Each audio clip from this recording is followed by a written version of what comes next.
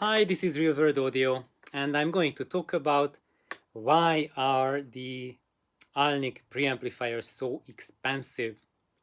And this is not just specifically about Allnic, but when you think about really expensive preamplifiers or other audio products, why on earth do they cost like 10,000 plus dollars?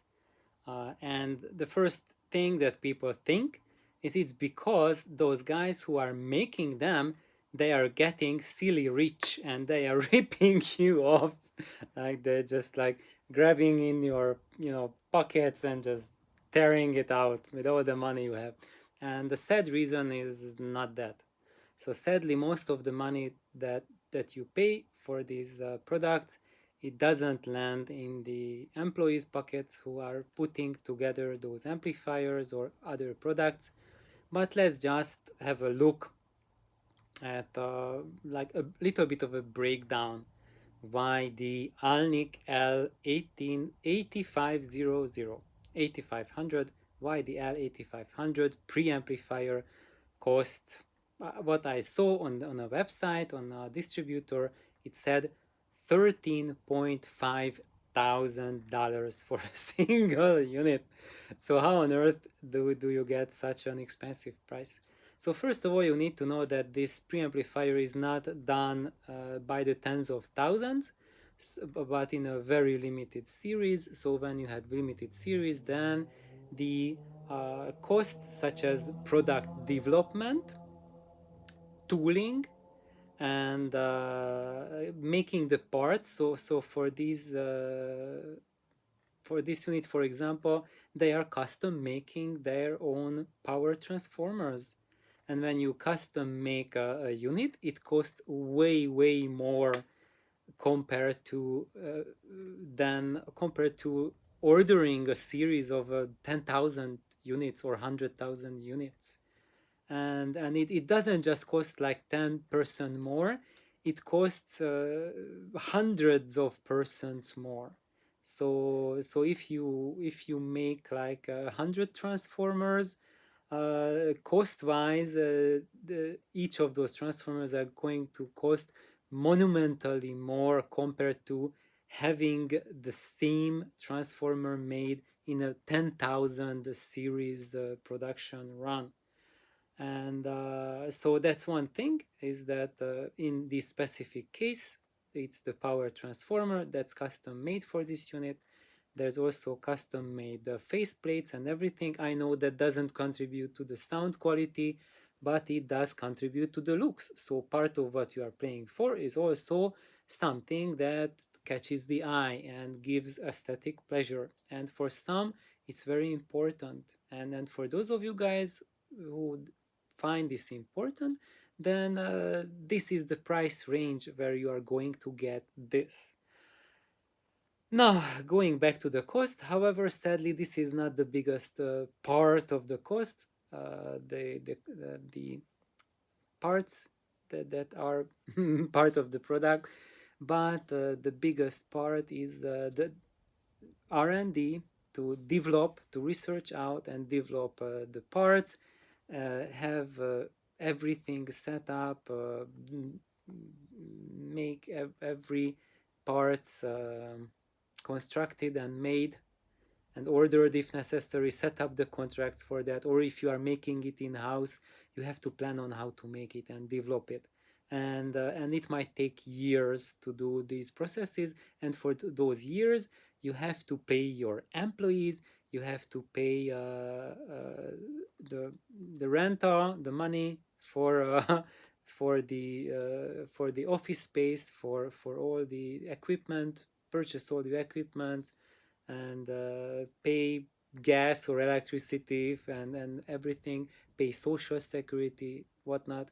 So, and everything you have to recover it when you sell your preamplifier, otherwise you will go bankrupt. And if a company goes bankrupt, then no one plans to price their equipment in such a way to deliberately drive themselves out of business even before they launch their first product. So if you buy anything, you give out money for a product that's made by a company, then all of these costs are built into the pricing, and that's what you are paying for. And the vice versa is true. So, for example, if I'm an electrician, then if I go to your house and maybe just to install lights, maybe just the price for a fixture is maybe like $50, and a spool of wire might be just just $20, switch $15, so it's less than 100, and the electrician will charge you maybe $2,000 for this job, because you have to install everything, you have to go out, pay for your company car, pay all of the charges, everything, and it ends up a tremendously large bill. This is how the world works now. And the electrician charges you that much to make a living, and the amplifier manufacturer also has to charge for their cost. So everything is balanced, and nobody is donating their time freely. Why? Because if they do, they will die because they don't get enough money to support the family and life. So, getting back from La La Land to how exactly the price is put together. So, when you have a low production run product, then at least half of the price that you are paying for is for R&D and for marketing, and also for packaging and transportation, and also talking about the distributors fees. So the guy who is selling it, he also has to shell out a lot of money for it. They also take a lot of risk when someone is bringing in a new line from a company. They also have to have an agreement with the company that they often have to purchase the product before they sell it, and have to pay the manufacturer either in full or partially. So there's a lot of risk involved in the part of the audio dealer for bringing in a product. That's why they put on quite a hefty surcharge often to sell a product. So discounting the R&D cost and discounting the transportation, whatnot, what I just mentioned, we are left with about $5,000-6,000. So now, what is included in this leftover, which is roughly like half of the total price, or even lower? Uh, so that includes basically the cost of running the factory where the product was made. So you have to pay your employees currently, and I'm not talking about the R&D phase. This is the current phase, that those costs that the company incurs when they are making the exact unit that's being sold. So you have to pay the employees, have to pay for yourself, you have to pay for the building where it's made, electricity, you have to pay your taxes, and that's quite hefty. And when you deduct all of these, then you are left from those 5,000, $6,000, maybe about $2,000, between somewhere between around 2,000. And out of these 2,000, now that leftover includes two things: the actual cost that the parts and putting together the parts. Oops, my timer is up. That the parts cost, uh, plus the profit margin of the company. So the company has to use the leftover $2,000 to put the parts in and make profit. And if they decide to make like a $500 profit, they can squeeze in $1,500 worth of parts in it. And that's what they got at the end of the day. So a $13,000 unit, and maybe, and in best case, they are making $500 on it, the manufacturer. So they are not making silly rich money out of it. There's just barely enough for a little extra.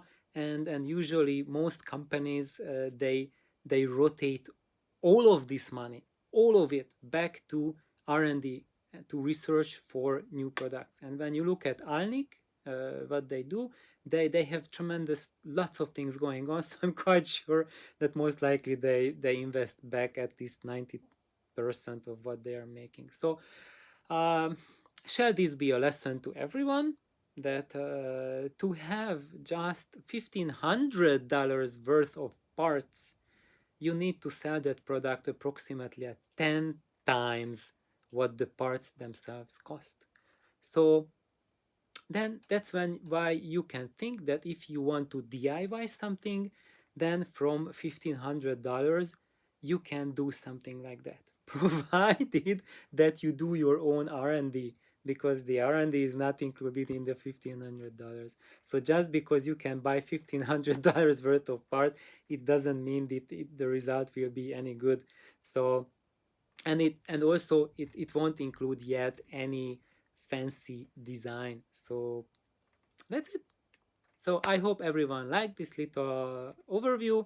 Please comment and have an awesome day. Bye bye.